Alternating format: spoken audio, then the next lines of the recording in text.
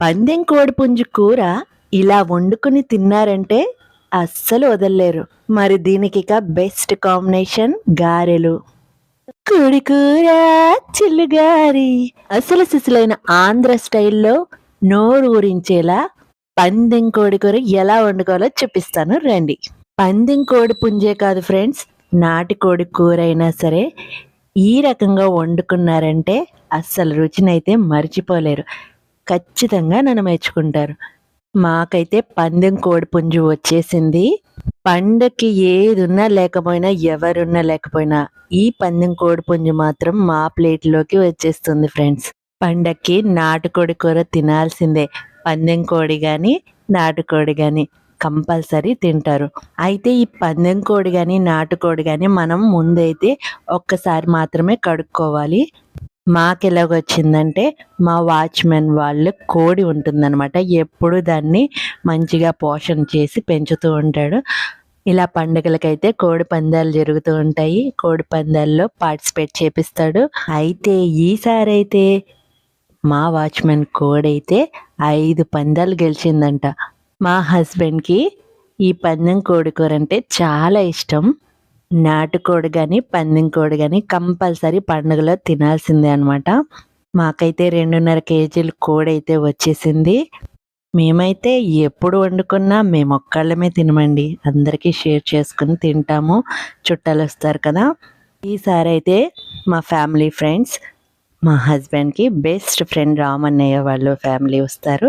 అబ్బా ఎంత ఫ్యాటో చూసారా, చేతికి ఎలా అంటుకుందో. ఒక్కసారి అయితే కడిగేసి పక్కన పెట్టుకోవాలి, అలా నీళ్లు వాడుతూ ఉంటాయి. ఈ లోపు మనం మసాలాకి ప్రిపేర్ చేసేసుకుందాం.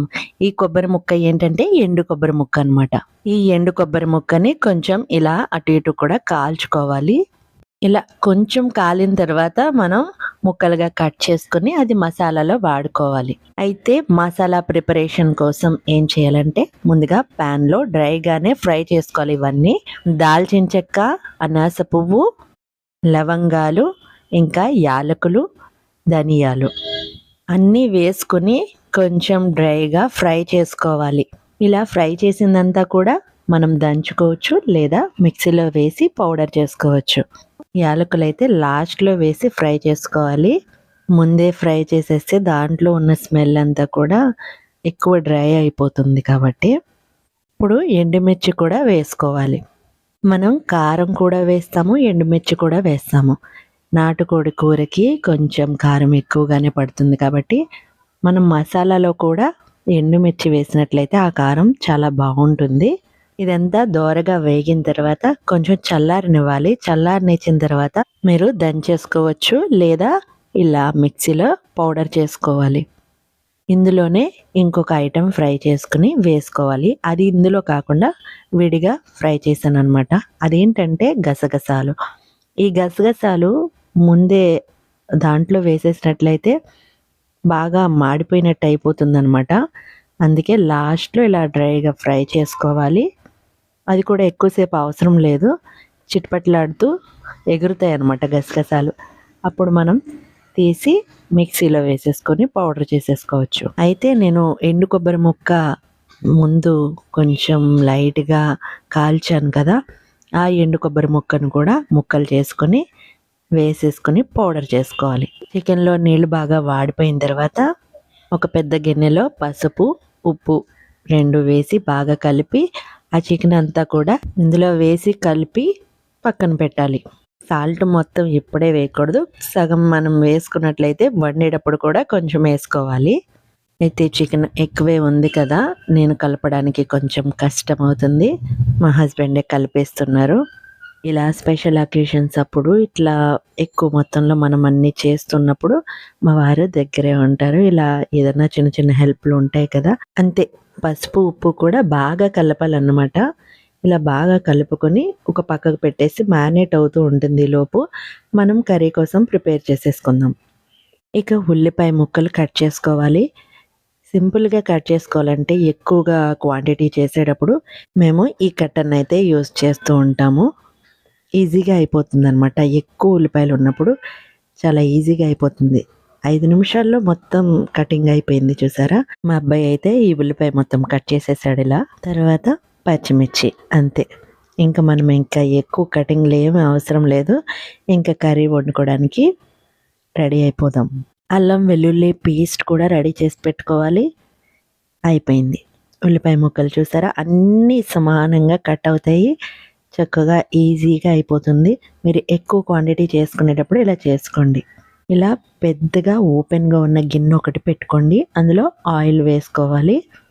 ఆయిల్ బాగా వేడెక్కిన తర్వాత అందులో ఉల్లిపాయ ముక్కలు వేసి వేయించుకోవాలి.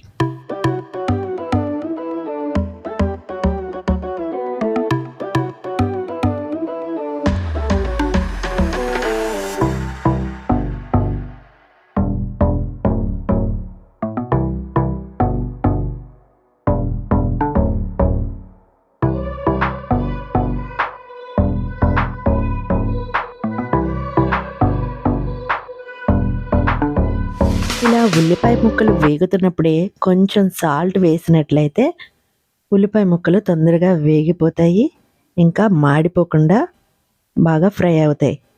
ఇప్పుడు పచ్చిమిర్చి కొంచెం వేసుకొని ఇలా ఫ్రై చేసుకోవాలి. తర్వాత కరివేపాకు కూడా వేసుకుని ఫ్రై చేసుకోవాలి.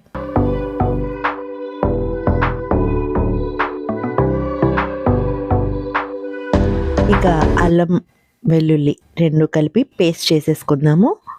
ఉల్లిపాయ ముక్కలు బాగా వేగిన తర్వాత ఈ అల్లం వెల్లుల్లి పేస్ట్ కూడా వేసుకొని బాగా ఫ్రై చేసుకోవాలి. నేనైతే 2.5 కేజీలకి 5 స్పూన్లు వేస్తున్నాను. కోడిపుంజి కానీ నాటుకోడి కానీ అయినప్పుడు మనకి మసాలా కానీ కారం కానీ ఎక్కువగానే పడుతుందన్నమాట. అప్పుడే అదొక రకమైన స్మెల్ వస్తుంది కదా, అది రాకుండా ఉంటుందన్నమాట.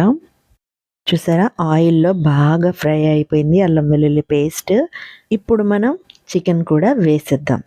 పసుపు ఉప్పు కలిపి మ్యారినేట్ చేసుకున్నాం కదా, ఇప్పుడు చికెన్ వేసేసుకొని బాగా కలుపుకోవాలి.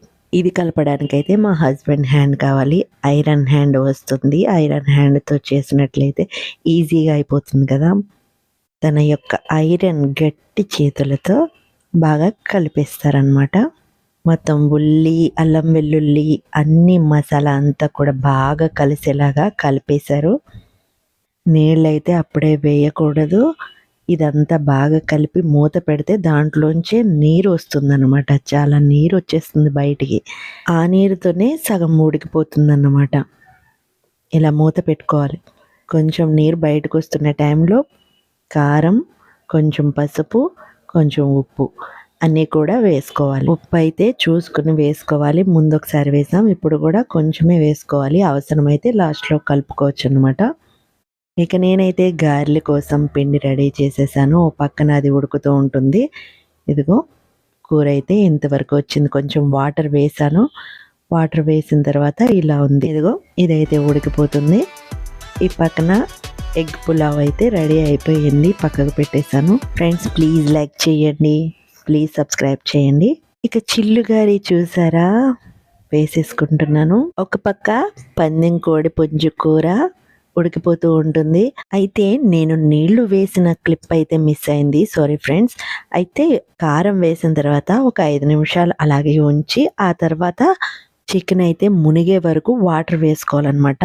ఆ వాటర్ వేసిన క్లిప్స్ అయితే మా వారి ఫోన్లో తీసాను, అక్కడ మిస్ అయింది, నేను చూసుకోలేదు, యాడ్ చేయలేదు. చికెన్ అయితే కుత ఎలా ఉడుకుతుందో చూసారా. అయితే కుక్కర్లో పెట్టేద్దాం అనుకున్నాం కానీ మా వారు చెప్పారు అలాగ వద్దు, కుక్కర్లో ఉడికిన దానికంటే పైన ఉడికిందే చాలా టేస్టీగా ఉంటుంది అని చెప్పారు. సో అలాగే ఉడకబెట్టేసాము. గారెలు అయితే కంప్లీట్ అయిపోతున్నాయి. కోడి కూర చిల్లుగారి కూర వడ్డించిపోయిన ఒక్కసారి. నాకైతే నాటుకోడి అంత ఇంట్రెస్ట్ అయితే కాదు, కానీ మా వారి ఫ్రెండ్కి అయితే చాలా ఇష్టం. కానీ గ్రేవీ అయితే చాలా మంచి టేస్ట్ వస్తుంది అనమాట. దానికోసం మేము తింటాము. గారెలతో తింటే చాలా బాగుంటుంది టేస్ట్. ఇంకా పులావ్ చేసినా కూడా నేనైతే రైస్ కూడా వండాను. రైస్తో కూడా టేస్ట్ చూస్తారు అని చెప్పి మధ్యలో కలుపుకుంటూ ఉండాలి. చికెన్ 3/4 వరకు ఉడికిపోయింది అనుకున్నాక మసాలా పౌడర్ కూడా వేసేసుకోవాలి. మనం ముందుగా రెడీ చేసుకున్నాం కదా, ఆ మసాలా పౌడర్ కూడా వేసుకొని బాగా కలుపుకొని మూత పెట్టుకొని అలా ఉడకనివ్వాలి. మాకైతే 2 hours పట్టింది. ఇది బాగా ఉడికిపోయింది. అయితే మసాలా పౌడర్ వేసిన తర్వాత థిక్నెస్ అయితే వచ్చింది. మనకి ఎంత థిక్నెస్ కావాలో అంతవరకు ఉంచుకోవాలన్నమాట. గ్రేవీ చాలా టేస్టీగా ఉంటుంది. అన్నంలోకి కానీ గారెల్లోకి కానీ ఇంకా పలావ్లో కూడా చాలా బాగుంటుంది. కాబట్టి జ్యూసీగా ఉంచుకుంటే బాగుంటుందన్నమాట. గారెలు అయితే భలే క్రిస్పీగా వచ్చేసాయి. పందెం కోడి పుంజు కూర రెడీ అయిపోతుంది. ఇదిగో ఆ పక్కనైతే రైస్ పెట్టేశాను. ఈ వీడియో నచ్చితే ప్లీజ్ లైక్ చేయండి ఫ్రెండ్స్. ఇంకా ఈ వీడియో చూస్తున్న మీలో ఎవరైనా సబ్స్క్రైబ్ చేయనట్లయితే please subscribe my channel Parvathi vibes. Friends, పందెం కోడి పుంజు అంటే ఎలా పెంచుతారో మీకు తెలుసా? దానికి జీడిపప్పు, బాదం పప్పు, చాలా డ్రై ఫ్రూట్స్ పెట్టి పెంచుతారు. ఒక బాడీ బిల్డర్ ఎలాగైతే ట్రైన్ అవుతున్నప్పుడు ఎలా అయితే పోషకాలు తీసుకుంటాడో ఆ టైప్లో దానికి కండలు పెంచుతారనమాట. అలాగా దానికి ఫుడ్ బాగా పోషకాలతో పెట్టి పెంచుతారు. సో ఈ పందెం కోడి పుంజు ఎంతో టేస్టీగా ఉంటుంది. జీడిపప్పు, బాదం పప్పు అన్నీ డ్రై ఫ్రూట్స్ వేసి పెంచుతారు కాబట్టి అందుకే ఆ టేస్ట్ని మిస్ అవ్వకూడదని చాలామంది పందెం కోడి పుంజును కంపల్సరీ కొనుక్కుంటారు. ఈ పండక్కి మా పందెం కోడి పుంజు ఇదిరిపోయే టేస్ట్తో ఇలా రెడీ అయిపోయింది. మీలో ఎవరైనా పందెం కోడి పుంజు వండుకొని తింటే ఈ పండుగలో నాకు కామెంట్ చేయండి. అయితే నాటుకోడి కానీ పందెం కోడి కానీ కూర వండుకోవాలంటే ఇలాగే ట్రై చేయండి ఫ్రెండ్స్. చాలా టేస్టీగా ఉంటుంది. ఒక్కసారి ఇలా చేసుకున్నారంటే ఇంకెప్పుడు కూడా ఇలాగే చేసుకుంటారు. ఇదిగో పందెం కోడి కూర అయితే రెడీ అయిపోయింది. ముక్క ఉడికింది లేనిది చూసుకొని ఈ థిక్నెస్ గ్రేవీ మాకు సరిపోతుందన్నమాట. ఉప్పు సరిపోయిందో లేదో చూసుకుని ఉప్పు ఇంకా కావాలంటే వేసుకొని మనం డిష్ అవుట్ చేసేసుకోవడమే. చూసారా, చూస్తుంటేనే నోరు ఊరిపోతుంది కదా. నేనైతే డిష్ అవుట్ చేసేస్తున్నాను. ఇదిగో పందెం కోడి పుంజు కూర రెడీ. ఫ్రెండ్స్, మీరందరూ కూడా ఈ విధంగా ట్రై చేయండి. తప్పకుండా మీకు నచ్చుతుంది. ఈ వీడియో మీకు నచ్చినట్టయితే ప్లీజ్ లైక్ చేయండి. ఇంకా ఇలాంటి మరెన్నో మంచి రెసిపీలు చెప్తూ ఉంటాను. నా ఛానల్ సబ్స్క్రైబ్ చేసుకోండి. ఇంకా మేమైతే అందరం భోజనాలు పెట్టేసుకున్నాము, రెడీ అయిపోయాము, అందరం తింటున్నాం. అందరికీ చాలా నచ్చింది. నాటుకోడి కూర అయితే అద్దరిపోయింది చిల్లుగారి కాంబినేషన్లో. మీరు కూడా తప్పకుండా ట్రై చేయండి ఫ్రెండ్స్. మా వీడియోలో మా చిన్న అబ్బాయి వీడియోలోనే మిస్ అయ్యాడు. వాడు వీడియోకి అయితే రాడు. నోరూరించే పందెం కోడి కూర మీరు కూడా తప్పకుండా ట్రై చేయండి ఫ్రెండ్స్. వీడియో ఇంతవరకు చూసారు, లైక్ చేయకుండా వెళ్ళిపోతారా? ఒక చిన్న లైక్ బటన్ కొట్టేయండి. Please subscribe my channel. చూస్తూనే ఉండండి మీ పార్వతి వైబ్స్.